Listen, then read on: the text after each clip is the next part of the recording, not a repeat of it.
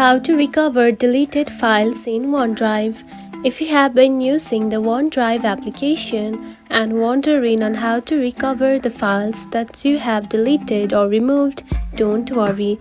In this video, I will show you how to do it. So let's get started. First of all, open the OneDrive application.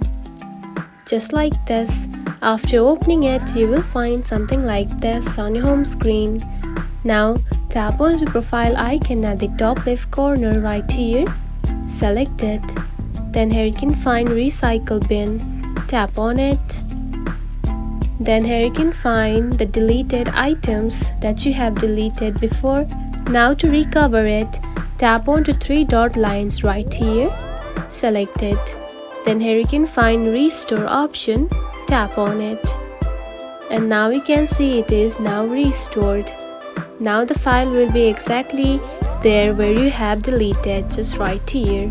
And that's it. This is how you can recover deleted files in OneDrive.